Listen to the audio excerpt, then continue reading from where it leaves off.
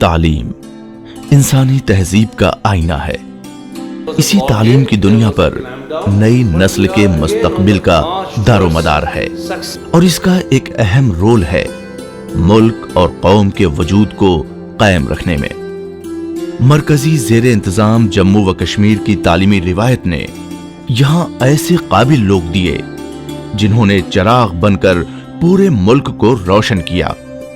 यहां की मिट्टी ने ऐसे फूल उगाए जिन्होंने सारे मुल्क की फजाओं में अपने रंग और खुशबू बिखेरी।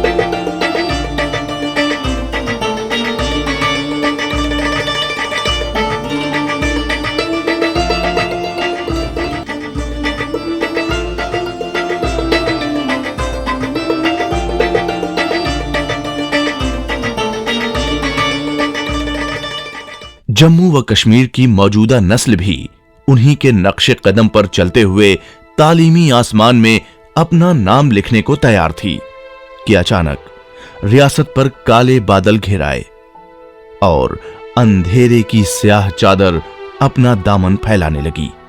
दहशत का साया चारों तरफ मंडराने लगा। कहकहे चीखों पुकार में बदल गए और सिसकियों से फजाएं गूंजने लगीं। ऐसी हालत में रियासत का इंतजामिया टूटने लगा।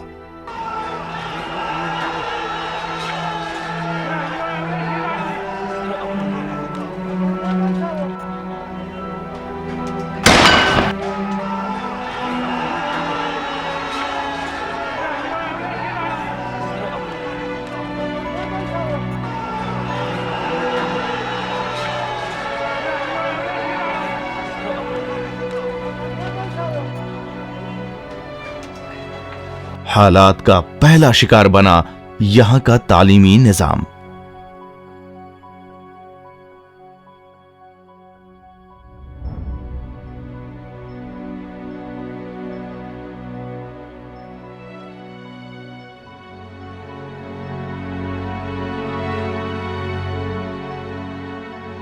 पढ़ाई लिखाई पर कई तरह की पाबंदियां लगा दी गईं और लड़कियों से तो तालीम का हक ही पूरी तरह से छीन लिया गया। देखते ही देखते सैकड़ों स्कूलों को खाक कर दिया गया। जिन तालीमी अदारों पर कौम को फख्र था, शौलों के हवाले कर दिए गए।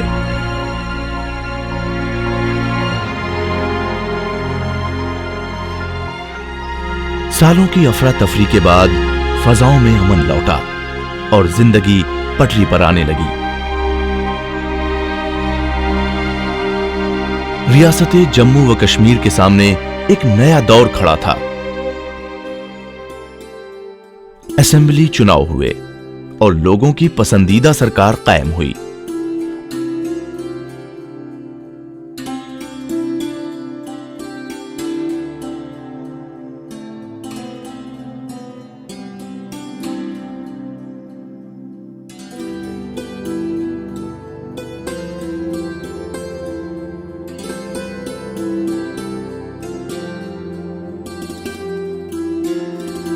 अब शुरू हुआ बुनियादी ढांचे को दुरुस्त करने का काम।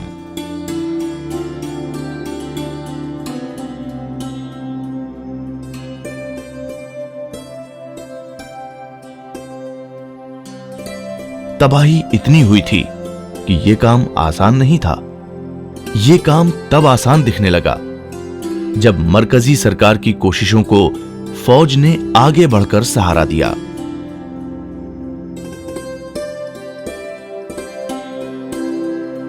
फौज ने शुरू किया ऑपरेशन सद्भावना, जिसके तहत इस काम को आसान बनाने के लिए माकूल और मजबूत कदम उठाए गए। फौज ने जो सबसे पहला काम किया वो था दिलों को जोड़ने का, लोगों को एक दूसरे के करीब लाने का। देखिए, सबसे पहले तो मुझे लगता है हमें यह समझना चाहिए कि सद्भावना है क्या। अब सब लोग बात करते हैं आर्मी सद्भावना की एक्टिविटीज़ करती है, आर्मी सद्भावना के तहत winning of hearts and minds करती है या करना चाहती है। तो मैं आपके ज़रिए इसको क्लियर करना चाहता हूँ। जब ये प्रॉब्लम नहीं स्टार्ट हुई थी कश्मीर में, तब से लेकर तब भी आर्मी LOC पे हमेशा डिप्लॉयड रही है। जम्मू कश्मीर में जहां दूर दराज के इलाकों में आर्मी का जवान होता है या किसान होता है, एडमिनिस्ट्रेशन भी वहां पे कोई नहीं होता। एडमिनिस्ट्रेशन के भी कोई बाशिंदे, कोई नुमाइंदे होते ही नहीं है, इतने दूर के इलाके हैं। तो वहां वो किसान और जवान इकट्ठे रहते हैं और हर दुख सुख में वहाँ की, आप जानते हैं कि वहाँ टेरेन कैसी है, वहाँ आप जानते हैं कि मौसम की क्या प्रॉब्लम होती है, मौसम, बर्फबारी, एवलांचेस, स्लाइड्स, जो भी ऐसे जोखिम खतरा आता है वो गांव वाले और ये फौजी जवान जो आगे दूर के इलाकों में तैनात हैं वो इकट्ठे मिलकर सहते हैं और एक दूसरे की मदद करते हैं हमेशा। और ये आज भी लागू है। ये मिलिटेंसी का दौर, ये टेररिज्म, ये वायलेंस के बावजूद ये नहीं बदला। अभी भी फौज भी वहां तैनात है और गांव वाले लोग भी रहते हैं। 1997-98 में शुरू किए गए ऑपरेशन संगम और ऑपरेशन मित्रा उनका मकसद था वादी के बच्चों को मुल्क के दूसरे बच्चों से मेल जोल करा कौमी एकता को बढ़ावा देना। इन ऑपरेशंस के दौरान मुल्क के दूसरे हिस्से से सैकड़ों बच्चों को वादी में लाकर यहां के बच्चों से मिलवाया गया। इन बच्चों ने वादी के बदलते हालात का लुत्फ उठाया और कश्मीरी बच्चों को साथ मिला अपने नए दोस्तों का। फौज का सबसे ज्यादा जोर रहा तालीम के बुनियादी ढांचे को फिर से खड़ा करने पर। इसकी बाबत ऑपरेशन सद्भावना के तहत कई प्रोजेक्ट्स को अमल में लाया गया, जिन पर अब तक करोड़ों रुपए खर्च किए जा चुके हैं। पिछले 31 सालों में क्योंकि सिक्योरिटी फोर्सेस के ऑपरेशन हुए, क्यों हुए? क्योंकि टेररिज्म आया, टेररिस्ट इन्फिल्ट्रेशन होती है, यहाँ के टेररिस्ट बाहर जाने की कोशिश करते थे पहले। तो ये सब चीज़ों में अब आपको जानते हैं कि whether it's line of control पे या पीछे हिंटरलैंड में, वैली में, जब कभी ऐसे ऑपरेशन होते हैं तो आम आदमी को, आवाम को तो हमेशा दिक्कतों का सामना करना पड़ता है, चाहे वो टेररिस्ट की वायलेंस की वजह से हो, टेररिस्ट के दबाव से हो, या रोड पे आते हैं तो जब उसकी चेकिंग होती है, या जब सिक्योरिटी फोर्सेस के ऑपरेशन होते हैं तो फिर उसको एक उनकी चेकिंग होती है।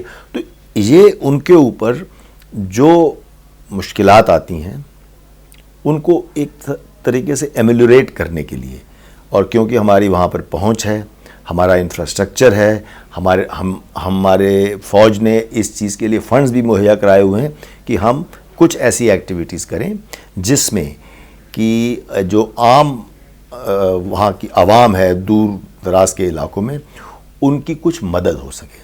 अब मदद किन चीज़ों में चाहिए? अगर आप एक किसी, जो हम लोग वहाँ रहते हैं, हम समझते हैं इस बात को कि एक छोटा सा, अगर एक बड़े फास्ट फ्लोइंग नाले के ऊपर अगर एक फुट ब्रिज नहीं है और दूर कहीं जाके 7 किलोमीटर दूर जा करके वो क्रॉस करते हैं, या मतलब 5 किलोमीटर दूर जाके क्रॉस करना पड़ता है उनको, उसकी मुश्किलात हम समझ सकते हैं क्योंकि हम भी उसी इलाकों में डिप्लॉयड हैं।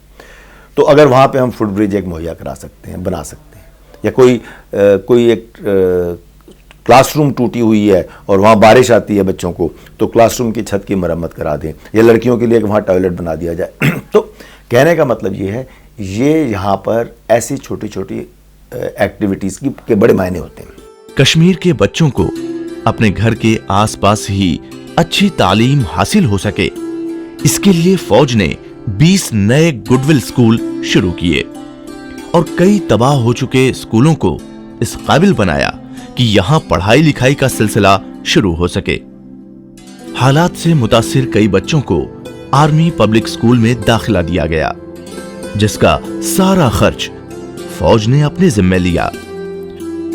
आर्मी पब्लिक स्कूल्स मुल्क के मुख्तलिफ हिस्सों में तैनात फौजियों के बच्चों को अच्छी तालीम देने के लिए जगह जगह पर कायम किए गए, लेकिन वक्त की यह जरूरत थी कि इन स्कूलों के दरवाजे आवाम के लिए भी खोल दिए जाएं। ऐसे मुख्तलिफ आरी स्कूलों में बहुत बड़ी तादाद में कश्मीरी बच्चों को जगह दी गई। यहां न सिर्फ कश्मीरी बच्चे पढ़ते दिखाई देते हैं, बल्कि कश्मीरी टीचर पढ़ाते हुए भी नजर आते हैं। यहां के माहौल में सब एक कुनबे की तरह घुल मिल गए। यहां पर ये बच्चे बहुत ही ऊंचे दर्जे की तालीम हासिल कर पा रहे हैं। अच्छे से अच्छे दर्जे की सहूलियात इन्हें यहां हासिल हैं। उनके स्कूल में इसका खासा ख्याल रखा गया कि किताबों की कोई कमी ना हो। इस लाइब्रेरी में हर मजमून की अच्छी से अच्छी किताबें मौजूद हैं। बच्चे क्लासरूम से निकलकर यहीं आ जाते हैं, या यूं कहें कि ये किताबें खींच लाती हैं अपनी तरफ इन बच्चों को। यहां हासिल है उनको पूरे साजो सामान से भरी लेबोरेटरी। आने वाले कल के ये साइंसदां मसरूफ रहते हैं तकनीकी आजमाइशों में। यहाँ हमारे बच्चे आर्मी गुडविल स्कूल पोठा में पढ़ते हैं और 3 मेरे बच्चे हैं, वो हमें बहुत उस स्कूल से सहूलियत मिली है। हमारे बच्चे नीडी में हैं और अच्छी पढ़ाई होती है, अच्छे टीचर, अच्छी फैसिलिटी हमको मिलती है और हमारे बच्चे की गाड़ियाँ भी अच्छी हैं और पढ़ाई वगैरह भी अच्छी, सब कुछ बाथरूम, लाइब्रेरी, कंप्यूटर बहुत अच्छा उधर का सिस्टम है। हमारे बच्चे सुबह अपने टाइम पर गार्ड से निकलते हैं, टाइम पर घर पहुंच जाते हैं, अच्छी फैसिलिटी हमें मिलती है।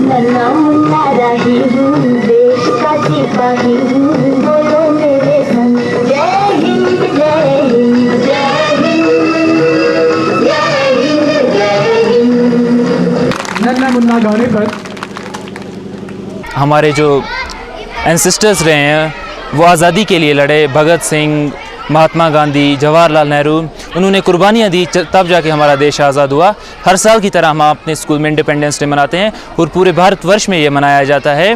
तो हर साल आर्मी के द्वारा हम यहाँ पर इंडिपेंडेंस डे मनाते हैं। मेरे बच्चे इधर स्कूल में ये गुडवेल स्कूल में पढ़ रहे हैं, बहुत अच्छी पढ़ाई चल रही है, टीचर भी बहुत अच्छे हैं और जो परेशानी तंगी तकलीफ हो तो आर्मी वाले बहुत इसकी मदद करते हैं। बच्चों की बात लेते हैं तो न सिर्फ ये ऐसी एक्टिविटीज़, बल्कि वहाँ पर स्पोर्ट्स कंपटीशन कराना बच्चों में एक उत्साह पैदा करता है। इनकी कोई और मुश्किलात हों, चाहे उसको कॉपी पेंसिल देनी हो, न सिर्फ ये, आर्मी पूरे जे&के में 46 गुडविल स्कूल चलाती है। पूरे पैमाने पे A to Z her cheese school की आर्मी चलाती है और ये बड़े अच्छे स्कूल साबित हो रहे हैं। यहाँ पे हम काफ़ी अच्छी एजुकेशन दे पाते हैं, सहूलियात नॉर्मल स्कूलों से बेहतर ही हैं। तकरीबन 11,000 बच्चे, कुल मिला के 11,000 बच्चे इन स्कूलों में पढ़ते हैं। आप देखें कि अगर 11,000 बच्चे पढ़ते हैं तो जो गुडविल स्कूल है वो गुडविल 11,000 बाशिंदों तक सीमित नहीं है, लिमिटेड नहीं है, क्योंकि हर एक बच्चा जो पढ़ता है उसके परिवार कुनबे में अगर कम से कम 10-15 लोग हैं, वो सब समझते हैं कि मेरा बच्चा या मेरी बच्ची जो है, या मेरा पोता या पोती उस आर्मी स्कूल में पढ़ रहे हैं, तो उनको उनके दिमाग में एक अच्छी फीलिंग सी आती है। नए दौर की जरूरत है नए दौर की तालीम।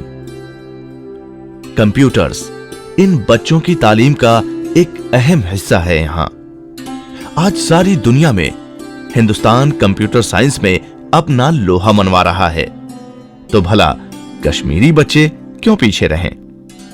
ऐसा नहीं था कि फौज ने अपने मौजूदा स्कूलों में ही कश्मीरी बच्चों को जगह दी हो। फौज ने सिर्फ और सिर्फ इनके लिए भी स्कूल कायम किए। एक जमाने में मुश्किल हालात से जूझ रहे बहुत से खित्ते अपने बच्चों को तालीम फराहम करा पाने में एकदम लाचार थे। तब फौज ने उनकी तरफ हाथ बढ़ाया और आसपास के इलाकों से बच्चों को इन स्कूलों में दाखिल कर लिया, और आज ये बच्चे बेहतरीन तालीम हासिल करते हुए अपने स्कूल का, अपने सूबे का और अपने मुल्क का नाम रोशन कर रहे हैं।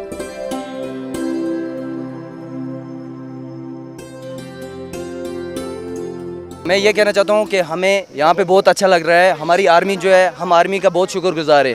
उन्होंने हमारी हर एक हेल्प की है। जहाँ तक कि हमारे टूर्नामेंट यहाँ आज से पहले यहाँ कभी नहीं हुआ, ऐसा हुआ है। हम यहाँ खेल रहे हैं, हमारे पूरी जितने भी केरन के लोग हैं वो यहाँ पे देख के रहे हैं, मज़ा ले रहे हैं। आर्मी ने वोट नहीं जीतने हैं, आर्मी ने कोई अपने लिए कुछ नहीं करना है, आर्मी सिर्फ जेन्युइन गुडविल फैला रही है। फिर थोड़े बड़े बच्चों के लिए आर्मी स्किल डेवलपमेंट कराती है, कई ऐसे स्कीम चलाए। जब मैं वहाँ कोर कमांडर था तो मैंने एक यूथ क्लब स्टार्ट किए, 66 क्लब बनाए, 66 हमने क्लब्स बनाए। उसका नाम था चिनार नौजवान क्लब। तो वो हर जिस दूर के इलाके में क्लब है तो उस क्लब में क्या है, वो क्लब में एक छोटा सा कोई खेलने की फैसिलिटी है, कोई आउटडोर जिम्नेजियम बना दिया, टेबल टेनिस का टेबल रख दिया, कैरम बोर्ड रख दिया, इंटरनेट लगा दिया या लाइब्रेरी दे दी। तो ये सब चीज़ें, ताकि जब शाम को क्या करें बच्चे, कोई जगह नहीं है। शहरों में लोग जाते हैं, क्लब जाते हैं और यहाँ जाते हैं, पब में जाते हैं। वहाँ पे हम चाहते हैं कि बच्चे आएँ और ये सब चीज़ें जो अपने रुझान के हिसाब से उस चीज़ों में हिस्सा ले सकें।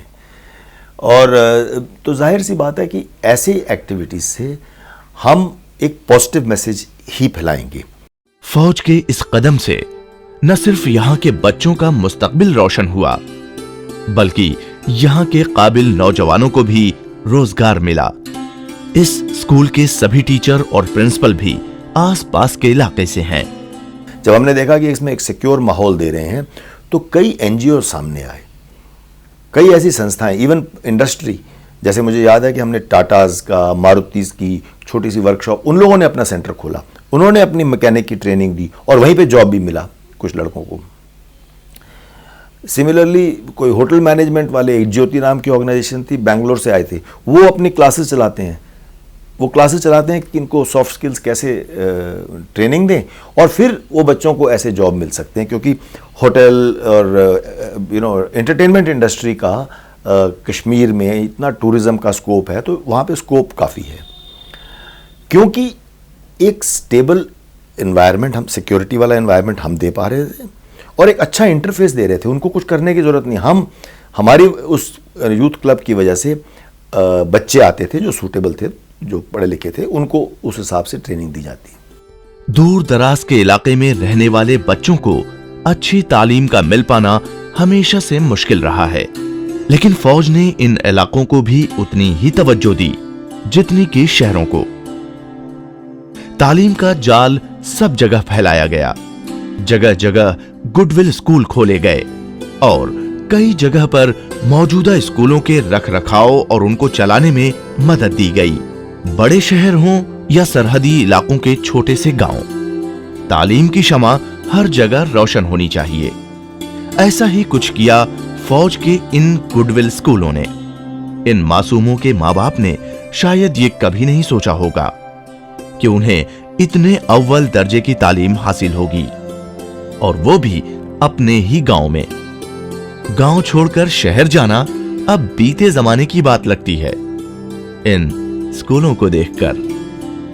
ऐसा नहीं कि बच्चे सिर्फ पढ़ाई में ही मसरूफ हैं, खेलकूद हो या फिर कोई और तहकीकी काम, हर शोबे में ये अपना लोहा मनवाते हैं। बुनियादी तालीम के साथ साथ तालीम से जुड़ी हर शय पर तवज्जो दी जाती है। लाइब्रेरी और लेबोरेटरीज में हर तरह की सहूलियत मुहैया कराई जा रही है। नए जमाने की तालीम कंप्यूटर्स को भी खास तवज्जो दी गई। स्कूलों में खेलों के लिए सारी जरूरत का ध्यान रखा जा रहा है। आखिरकार जिस्मानी तंदुरुस्ती भी जरूरी है दिमागी तंदुरुस्ती की तरह।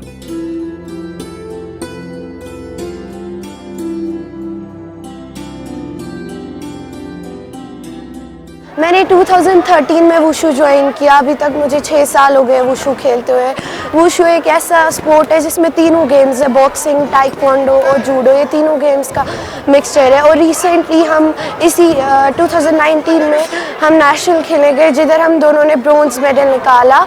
और ये सब इसी वजह से पॉसिबल है जब हमारे coaches Rameez sir, Irfan sir, Ejaz sir और हमारे डिस्ट्रिक्ट सेक्रेटरी मकसूद सर और हमारे chief coach of India Kuldeep Hannu sir हम पे इतनी मेहनत करते हैं, इसलिए आज हम इधर हैं। जी, फेंसिंग जो ये गेम है आप देख रहे हैं पीछे, ये इन तलवारों से खेली जाती है।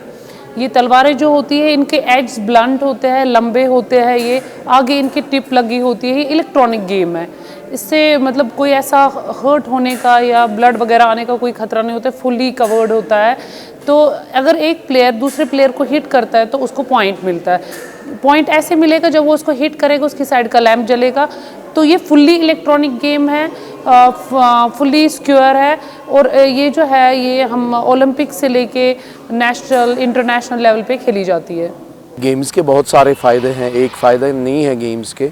सबसे बड़ी बात यह है कि बच्चे जब गेम्स वगैरह करते हैं तो उनका जो मेंटल स्ट्रेस है वो ख़त्म हो जाता है, फिज़िकली वो फिट हो जाते हैं, वो कोई भी काम जो है आगे लाइफ में कर सकते हैं। क्योंकि जब तक आदमी फ़िज़िकली फ़िट ना हो वो कुछ भी नहीं कर सकता। तो हमें फ़िज़िकली फ़िट होना बहुत ज़रूरी है और ये बच्चे फ़िज़िकली फ़िट गेम्स में ही होते हैं। हमारे यहाँ अलग अलग बहुत सारी गेम्स है जो हम यहाँ पे करवाते हैं। कई विमेन एम्पावरमेंट सेंटर बनाए।